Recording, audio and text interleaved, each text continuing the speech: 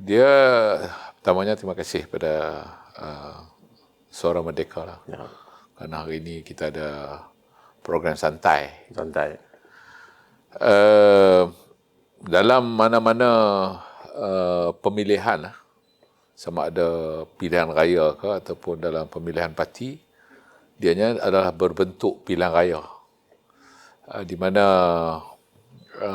mereka yang telah mendapat undi yang terbanyak, bila dikira nanti dia akan menang. Jadi samalah juga dalam pemilihan Parti UMNO ni, sebab yang akan mengundi itu adalah perwakilan parti di peringkat bahagian. Ada 191 bahagian. Para perwakilan akan membuang undi pada 18 hari bulan. Jadi saya fikir bahawa tiap-tiap seorang yang bertanding tu ada kelebihan masing-masing lah. Jadi saya telah pun masuk dalam pemilihan ni pada tahun 2018 dan telah diberi peluang untuk menjadi salah seorang naib presiden pada tahun 2018. Dan saya kira bahawa ini tahun 2023 kali yang kedua lah saya masuk dalam pemilihan naib presiden. Jadi sekarang ni saya menjadi calon naib presiden dan calon nombor 2 untuk pemilihan ni. Dan saya kira bahawa dianya terpulang serah kepada para perwakilan untuk memberi undi kepada calon-calon. Dan saya sendiri sebagai salah seorang daripada calon dalam 8 orang tu, saya mempunyai keyakinan bahawa para perwakilan akan memberi undi salah satu daripada naib presiden itu kepada saya. Saya kira yang itu mungkin itu yang dikatakan tu ada kelebihan dan ada kekurangan. Dan yang penting dalam parti ini adalah tiap-tiap individu yang memegang jawatan tu memberi sumbangan kepada parti. Bagi sumbangan pada parti ini sama ada dalam kerajaan atau tak ada dalam kerajaan, tapi yang penting adalah way forward untuk menggerakkan parti ke satu tahap yang lebih baik atau lebih cemerlang daripada apa yang ada lah hari ini. Dan parti politik saya kira bahawa dia memerlukan kombinasi daripada semua angle lah untuk nak menentukan bahawa ada kejayaan dalam parti dalam tempoh 4 atau 5 tahun akan datang lah daripada pemilihan ni. Parti UMNO pada tahun 2018 kalah dalam pilihan raya dan tidak dapat menubuhkan kerajaan. Jadi parti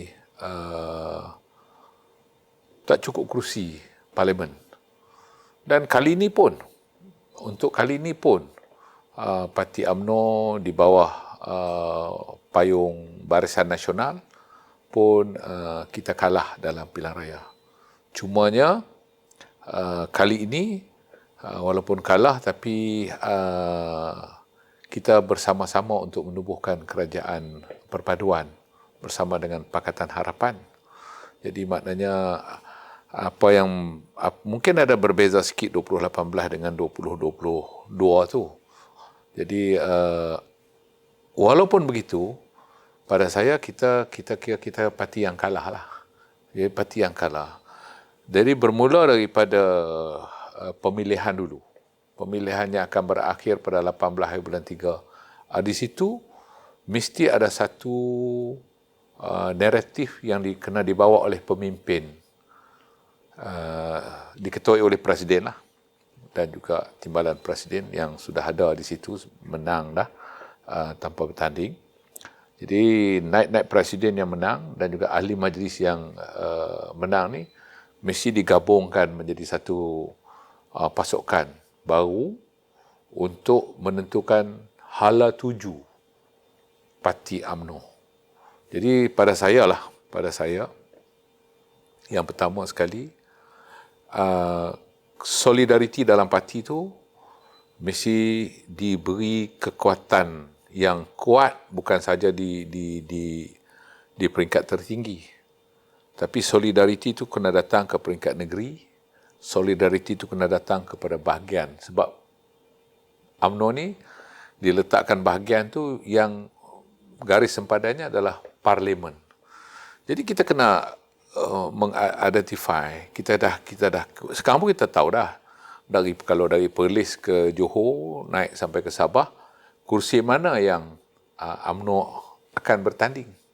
Mana kita kena ada pemikiran ke arah bagaimana nak menggerakkan tiap-tiap kawasan untuk satu. Yang keduanya, bagaimana kita dapat menghimpunkan NGO, badan-badan bukan kerajaan bersama dengan UMNO kembali macam dulu. Dan yang ketiganya, pengundi muda. Sebab pengundi muda ni baru pertama kali 22 ni mereka masuk sebagai pengundi yang umur 18 dan juga pengundi automatik. Jadi ini juga mesti ada benda yang ada touching kepada macam mana nak touch.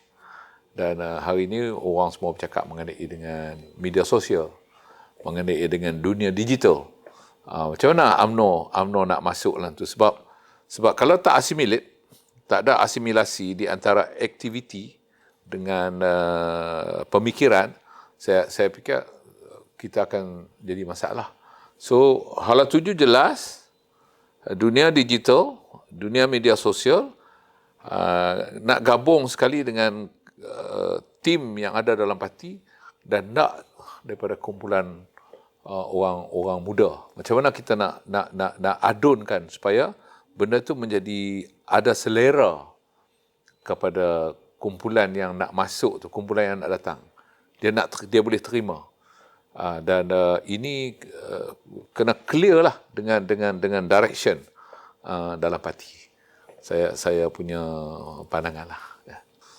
Saya fikir yang pertama sekali untuk kita yang paling jelas sekali lah, yang pertama yang saya sebut tadi lah, solidariti. Dan kita nak semua kita di bawah satu payung UMNO tu. Dia tak boleh lah kalau istilah orang dulu sebut kabilah kan. Kalau kita ada terlampau banyak puak, banyak tim yang tidak sealiran, saya fikir kita akan ada masalah. Biar kita duduk dalam satu. Saya boleh kalau insya-Allah diberi peluang pun kita akan turun juga ke bahagian-bahagian, turun juga ke negeri-negeri, jumpa balik macam mana nak buat, macam mana kita nak himpunkan balik dengan persetujuan majlis tertinggi lah. Maksudnya yang pertama. Parti tu dulu. Kemudian baru kita nak gerakkan apa benda yang kita nak gerakkan lagi. Sebab pada saya kalau tak ada solidariti nak buat, dan di samping kena bangunkan juga rasa kekitaan dan semangat. Semangat kena kuat. Kan? Kalau dia pun semangat pun tak ada, rasa kekitaan tak ada, kemudian dia pula duduk dalam berpuak, saya fikir kita tak ke mana. Ini dalam pemilihan ni tentu ada yang menang, ada yang tak menang. Bukan saja di peringkat tertinggi, di peringkat wanita, di peringkat pemuda, puteri, kemudian di peringkat bahagian-bahagian. Semua pun nak kena ada usaha untuk mencantumkan balik dalam satu solidariti UMNO itu sendiri. Ya, dia sebab dia macam saya selalu sebut dalam kenyataan saya pun, bahawa berbeza pandangan tu tak apa. Berbeza pendapat tu itu normal lah. Saya ingat di mana-mana alam pun kita ada pandangan A, ada orang pandangan B, kemudian ada orang lain pandangan C. Berbeza pandangan boleh, tidak bersetuju boleh, tapi bila konsensus, keputusan dibuat, saya rasa bahawa semua kena akur dengan keputusan. kena akur keputusan itu yang paling penting. Kalau kita kata okeylah, saya bersetuju. Setuju? Setuju. Setuju? Setuju. Kita dah setuju. Tapi dekat luar sana kita masih duk cakap pasal kita tak bersetuju. Saya ingat itu akan jadi masalah. Jadi kita, sebab tu dalam tema saya bertanding ni, naik Presiden UMNO ni dan calon nombor 2 ni, saya letakkan tagline kebersamaan. Kebersamaan. Itu pada saya penting. Asas kepada penubuhan UMNO ni, kalau kita ambil latar belakang UMNO itu sendiri, UMNO ni parti yang dah lama. Parti tahun 46. Ya.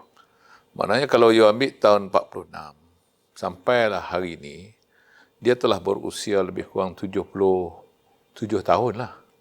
78 tahun. Dan kalau dalam tempoh itu, yang panjang usianya tu, dia masih tak lari daripada asas dia, perjuangan untuk agama, bangsa dan negara. Maknanya kita letakkan perjuangan agama, bangsa dan negara. Asas yang itulah yang kita bawa. Jadi parti ini pernah menjadi kerajaan selama lebih daripada 55 tahun, dekat 60 tahun. Dan bila parti ini jadi kerajaan, agama, bangsa dan negara yang dia bawa dalam parti itu, dia terjemahkan dalam bentuk kerajaan. Sebab di sana ada urusan yang berkaitan dengan hal ehwal ekonomi rakyat, hal ehwal pendidikan rakyat, hal ehwal sosial rakyat, dan hal ehwal yang berkaitan dengan prasarana dan infra rakyat. Dan semua orang tahu, negara ini negara yang multiracial, negara yang majmuk, pelbagai kaum. Walaupun UMNO asas perjuangannya atas agama, bangsa dan negara, tapi dia cross the line juga. Dia melebihi daripada line dia, sebab dia juga mengambil kira bahawa negara ini negara yang pelbagai kaum. Jadi kaum lain dalam urusan negara itu tidak ditinggalkan. Maknanya kaum lain boleh hidup dalam sebuah negara yang bumbungnya adalah daripada Melayu yang menjadi ketua. Jadi bila Melayu menjadi ketua dalam hal UMNO ni misalnya, orang Cina ke, orang India ke, masyarakat Siam ke, Portugis ke, Kadazan, Dusun, Dayak, Iban di negeri Sarawak, di negeri Sabah, masih dalam kepompong yang sama dalam perjuangan itu. Sebab tajuknya agama, bangsa dan negara, tapi tambahnya adalah membina negara bangsa. Itu saya punya pandangan. Mana kita nak teruskan yang itu jugalah. Kita teruskan juga. Cuma pada hari ini UMNO bersaing dengan parti-parti yang lain yang juga minta undi daripada rakyat di luar sana. Itu sebab rakyat di luar ni dah 65 tahun merdeka ni, macam mana pun, sebab pendidikan yang dah semakin maju, kesihatan yang dah semakin baik, dengan infra, kemudahan asas yang semakin bertambah baik. Jadi rakyat tu dah naik level lah. Yang dah pergi kepada, dia panggil daripada B40, ada yang jadi M40, ada yang jadi T20, ada yang jadi middle class apa. Jadi semua tu, inilah masyarakat yang ada dalam Malaysia. Jadi sekarang ni UMNO berada di tahun 2023. UMNO berhadapan dengan masyarakat tu. Jadi kita nak ajak masyarakat tu bersama dengan UMNO. Macam mana kita nak ajak? Yang ni kena duduk dengan orang-orang yang boleh membantu kita lah. Dia lah, kalau kita sebut dia katalah boleh membentuk sebuah kerajaan untuk membangunkan negara. Tapi saya fikir lebih daripada itu adalah, kalau nak katalah apa yang berlaku pada 2022 punya pilihan raya itu adalah, apa yang berlaku ni adalah takdir lah. Habis je, bila masuk je pilihan raya, ada 3 komponen bersedia di situ untuk memasuki pilihan raya. Sebelah kiri ni dipanggil PN, Perikatan Nasional. Sebelah kanan ni dipanggil PH, Pakatan Harapan. Dan di tengah-tengah tu ada namanya Barisan Nasional. Jadi dalam perlumbaan pilihan raya 2022, PRU yang ke-15, PN mendapat sejumlah kursi. Saya tak sure 73 ke 74 kursi. Dan PH mendapat jumlah kursi 80 ke 80, saya kalau tak salah saya lah. Dan BN dapat 30. Jadi ada lagi satu komponen, iaitu Parti Gabungan Sarawak, PGS. Ada lagi PGS. Jadi daripada situ siapa yang dapat menubuhkan kerajaan, dan seperti mana yang dititah oleh Seri Paduka Baginda Yang di-Pertuan Agong, sebaiknya carilah jalan untuk membuat satu kerajaan perpaduan. Jadi daripada apa yang telah ada tu, mereka cantumkan untuk menjadi sebuah kerajaan perpaduan yang saya rasa dipersetujui oleh ketua-ketua parti. Masuklah Datuk Seri Anwar Ibrahim yang mengetuai Pakatan Harapan. Jadi itulah yang kemudiannya mereka bergabung. Kemudian Sabah pun datang untuk join. Sarawak dah ada situ, Barisan Nasional dah ada situ, PH ada situ. Mungkin pada waktu itu PN mungkin tak bersetuju untuk bersama dengan satu bentuk kerajaan perpaduan. Itu mana takdir jadi begitu. Jadi kalau dah jadi begitu, maknanya itulah satu gabungan untuk mentadbir negara. Soalnya di sini, UMNO yang dalam Barisan Nasional tak pernah dengan PH. Dan dalam PH itu ada PKR, ada Amanah, dan ada sebuah parti lagi, iaitu DAP. Dia DAP dengan UMNO ni, dia tak bertentang mata. Dia tak belaga angin. Dia lama, berpuluh-puluh tahun. Dan sekarang ni, atas takdir yang jadi itu, nak digabungkan, kerajaan tu nak digabungkan BN dan PH. Ataupun PH dan BN. Jadi, satu permulaan kepada satu bentuk kerjasama yang tak pernah. Dan ini tentu ada sedikit perasaan bagaimana nak bawa benda tu. Bagaimana nak explain, bagaimana nak terangkan kepada, kalau UMNO kepada orang Melayu, kalau DAP-nya kepada rakan-rakan Cina dia lah, yang kaum Cinanya. Ini Cina dengan Melayu punya combination yang tak pernah dimimpikan ataupun tak pernah diangan-angankan selama ni. Kerja banyak kena buat. Penerangan juga kena banyak buat. Tak boleh berbentuk retorik. Maknanya seikhlasnya lah cerita benda yang betul. Sebab apa? Sebab peringkat awal bila nak buat kajian perpaduan ni pun, UMNO dan Barisan Nasional, UMNO especially, telah minta 4 perkara tidak diadu domba. 4 perkara masuk dalam perjanjian. Yang pertama, dalam tu Islam adalah agama resmi persekutuan. So ini dah dalam perlembagaan. Jadi tak payah nak berdolak dalik tajuk tu. Yang kedua, bahasa Melayu adalah bahasa kebangsaan.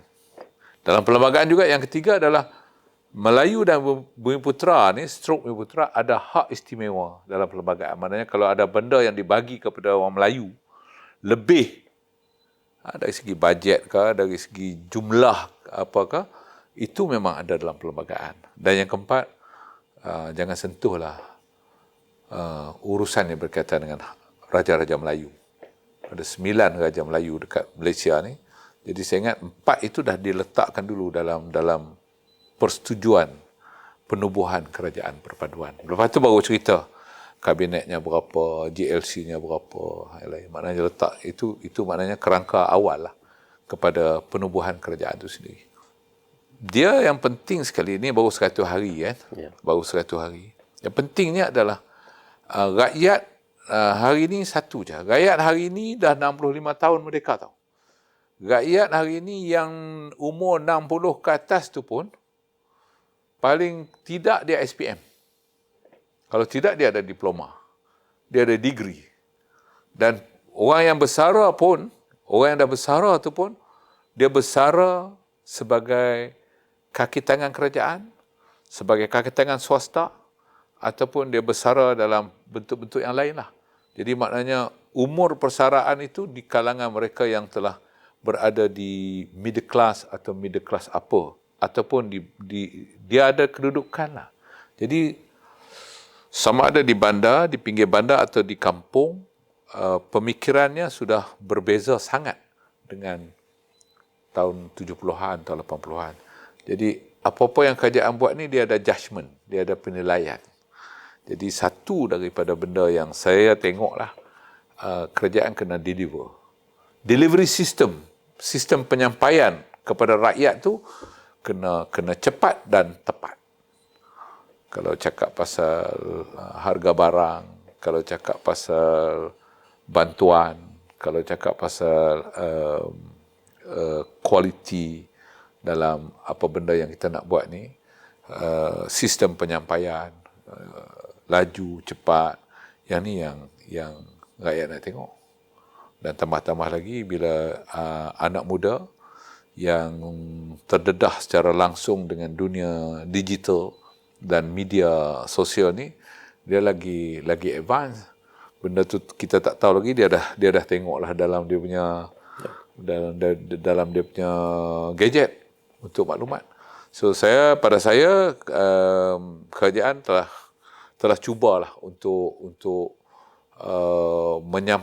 memberi satu sistem penyampaian yang baik. Tapi 100 hari kita nak judge pun mungkin tak berapa boleh buat judgement yang baik. Kita tengoklah pada satu tahap lagi untuk tengok keupayaan kerajaan. Saya punya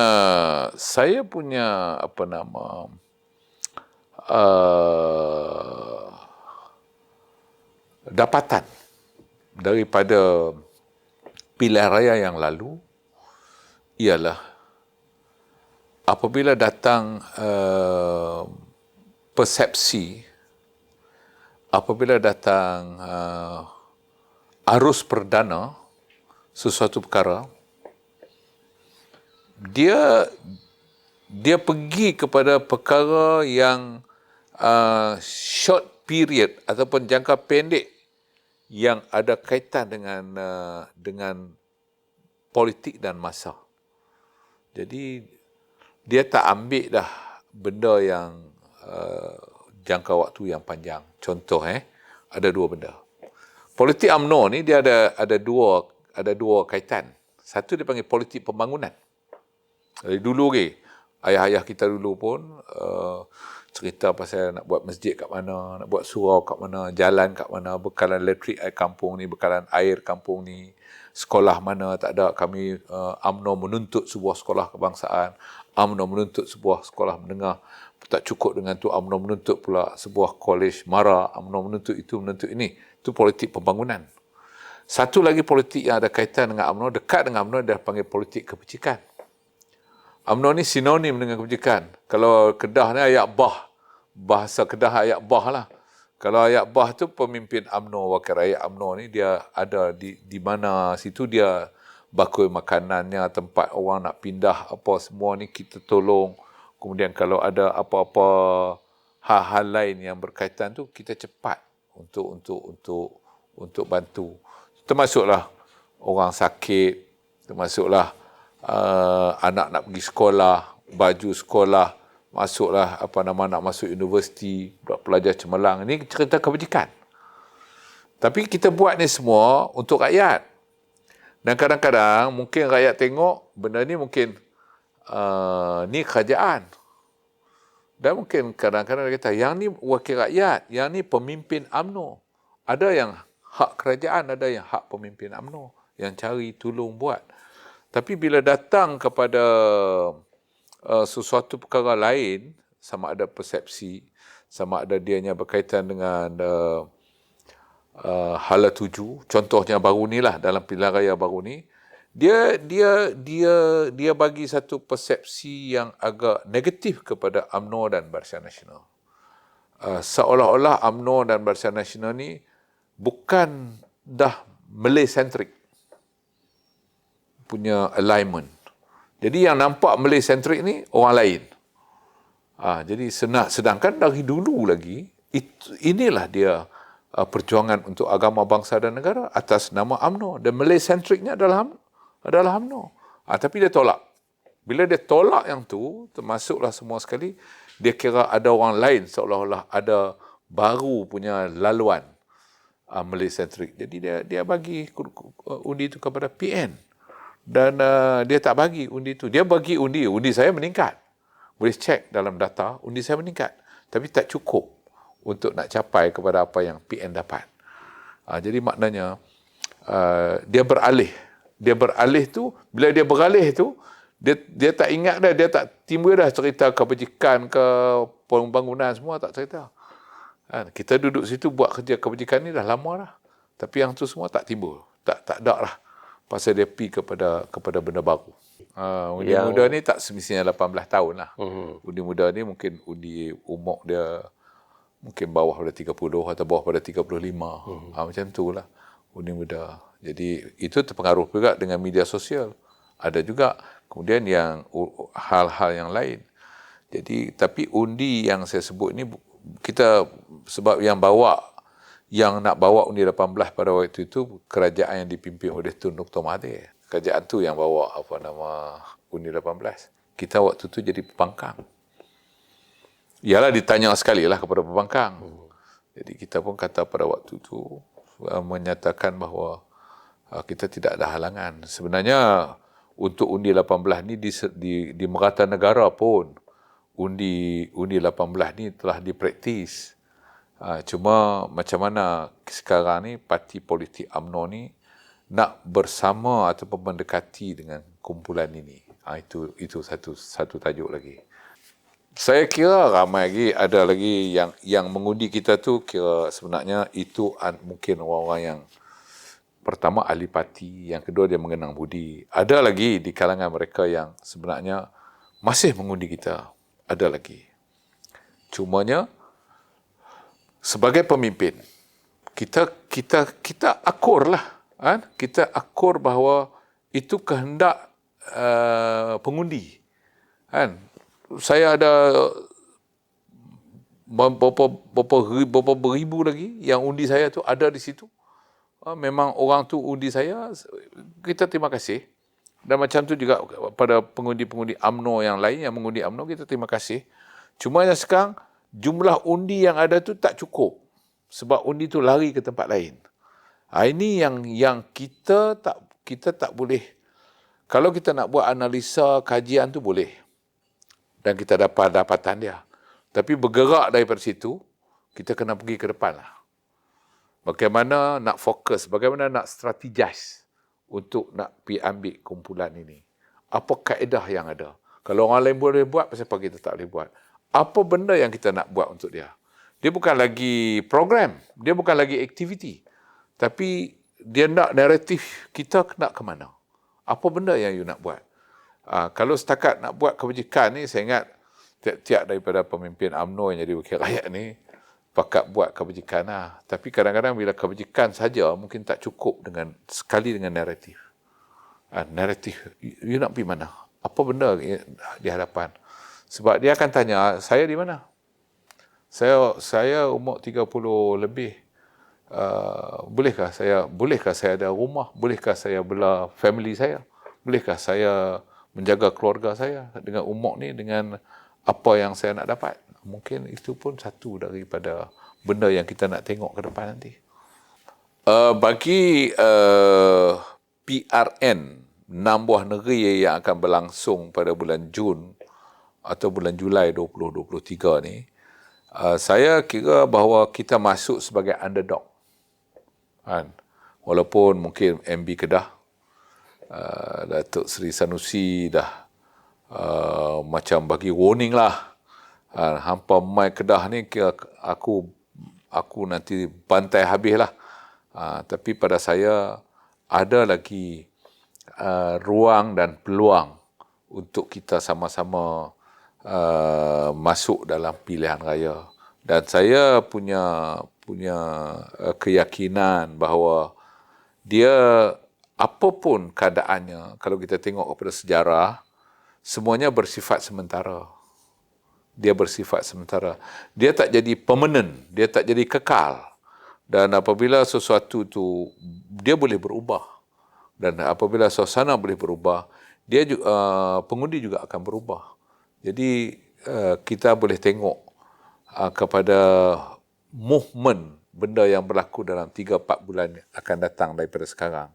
Bagaimana suasana lanskap politik yang dibina pada PRU yang ke-15 sehinggalah kepada PRN yang akan berlaku pada Julai 2023 ataupun Jun 2023 ni, kita boleh tengok dia punya. Jadi saya kira walaupun begitu, saya optimistik bahawa ada peluang dan ruang untuk UMNO dan Barisan Nasional mendapat tempat juga di hati rakyat.